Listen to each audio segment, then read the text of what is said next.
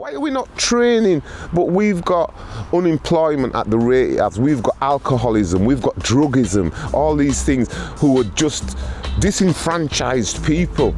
We've got mental health issues for people that are disillusioned by the system that we're living in. How can we empower them to actually be part of the solution?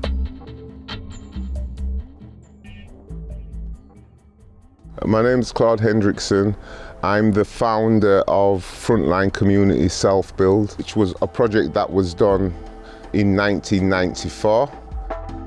We started out as a group in 1988. It took us 5 years to get on site. So this project has been built over 20 years. I always say 92,000 bricks, 52,000 blocks, 12 semi-detached houses, built by a group of African Caribbean guys from Chapeltown. What I'd say about myself is I was born, educated and brought up in Chapeltown, so I've lived in Chapeltown all my life. Since doing Frontline Self Build, I'd like to think I've been an advocate for community-led housing. I'm the equality, diversity and inclusion advisor to Leeds Community Homes.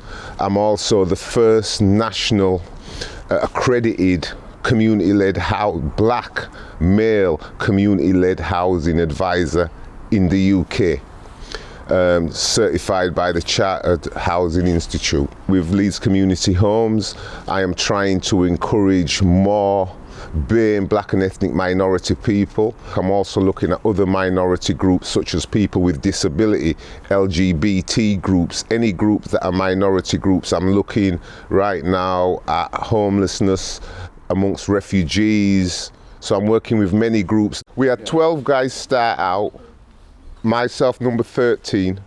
All 12 got a house. All 12 of them got a house. All of them ended up in a shared ownership situation with Leeds Federated Housing. So they each owned 25% for their sweat equity, and then the other 75% they would pay rent to Leeds Federated Housing, and then they had the option at any time they wanted to buy out chunks of the other 75%. I would say back in the mid-80s, there was a lot of stereotypical view of black men and black boys, and there was this thing about high crime and that black men didn't want to work and black men didn't want to get into construction, which I found a strange thing because at that time they were actually rebuilding Chapeltown. They were knocking down some big houses. A housing association at the time they were called Harewood Housing. They came to our area and talked about they were going to be building houses in our area, and they said that when they would be building these new houses, they would create employment for men, our fathers, because a lot of our fathers came from the Caribbean and they had construction skills but they couldn't get jobs. So they said that they would be not just building houses in Chapeltown, they would also be creating employment for local people. It never happened. They built houses, there wasn't one black person on them building sites. So I wanted for our forefathers, our parents, my stepfather and them, I wanted to prove for them as well. So so it was more than, for me, doing Frontline was more than just about building houses. It was one, about building houses, two, about showing a community group working together could deliver it, three, it was about giving them self-builders employable skills that they could then go on and create enterprise. So they could go on and create local contractors that could tender to the city council. So that's who we were, just a group of unemployed black guys that couldn't find work at the time, and actually because we were single, couldn't find housing either. For me, the long-lasting impact is best part of 25 years later, we're stood here today and you can see the quality of the houses. So the lasting impact is that this was done by a group of unemployed people, but quarter of a century, it's still here. They're still in pristine situation. You can see the whole area. I mean, in the summer, it's fantastic. That's number one. Number two, I can bring other people here now to see it. Number three, it inspired So what it has done, it has left a legacy of community-led housing in the city of Leeds. It is the foundation of that legacy. This is my greatest achievement in my life, actually, doing this. After my children and my grandchildren, this is definitely my shining glory. I feel anyway. I'm really proud that we did this. We're gonna walk, Latch is doing a refurb, so we're gonna walk past the Latch refurb. That way we kind of take in 3 projects as opposed to Chaco and Frontline. We're gonna actually take in Frontline, Latch and Chaco. What we'll do, we'll go down around the road, then we'll turn. I just passed it just now to make sure. And then we'll go down Heralds Avenue, and then when we get to Heralds Avenue, we'll turn down Spencer Place. We'll walk down Spencer Place, and that'll bring us right to Chaco. Latch is more trying to give, to get property and do them up for people to live in. And they do a bit of training, but not as much an in-depth training that I did. I don't think any project in Leeds have tried at the level that we did to get people qualified in construction training skills, to make them, giving them a house is okay, because if you've got somebody that's down on their luck and you take them through a process where we'll give you a house, but you don't give them skills, they then end up just being a person in a house. They still need that get up and go to become employable. You get what I'm saying? Some people think there's a certain way things should be done.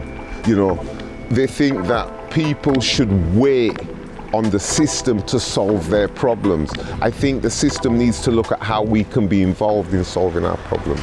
Over the next 10 years, in the West Yorkshire, in the combined authorities, they have to build something like 120,000 houses over the next 10 years. So why can't a percentage of them be ring-fenced from the outset to be community-led housing projects?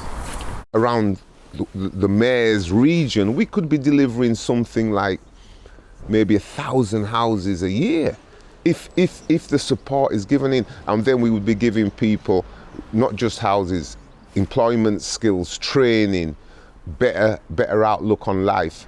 And I think the West Yorkshire Mayor could use that as a platform for bringing these communities together. The community-led housing sector in Leeds, I feel, needs to create and develop a construction training centre just for community-led housing groups, where all them groups can go and learn, even if, you know, learn a bit about plumbing, learn a bit about electrics, learn a bit about roofing. Now is down the bottom of Roundy Road, corner of Spencer Place, where the Chaco project is happening. Chaco stands for Chapeltown Co-Housing Project, courtesy of Bill Phelps and his team. I think they're building 28 houses here.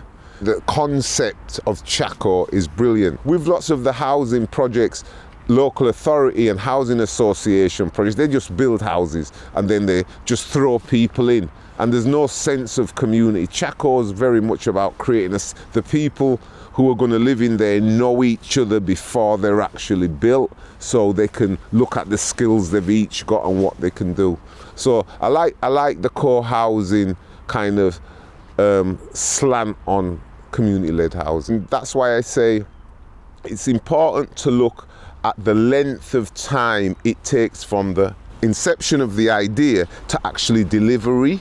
You know, if it takes, I think I would say Chaco's taken maybe 7 years. Something, I'm not sure if it's 7, it might be less than that, but it's a long process. That's why, you know, going forward, even with the mayor, we need to look at planning permission. How, you know, we need to look at land. You know, there needs to be a proper register of available land. There needs to be a shorter planning process. It takes too long, and that kills groups. That's the fly in the ointment of getting more of these done, planning. Well, what I'm trying to achieve is raising the profile, using good practice, using existing projects that are happening as the beacon and the light for others. Around the country there's examples, there's hundreds of examples of whether it's Lilac, whether it's Chaco, whether it's Frontline, whether it's the empty home programs. You have to use examples that people can touch and feel, not theoretical stuff, physical, and that will encourage more people, because they can say, oh, I'm speaking to somebody that's done it. It's like you speaking to me. It's like, and you've just seen Frontline, you know what I'm saying is 100% true, not because of it's coming out of my gob, but because you can see the bricks for yourself. And to me, that's what it's about. I think, back to his point, that's what we're selling. You know, that's what here's an example. Lilac's an example, Latch is an example, Frontline. Now, which one of them examples fits you?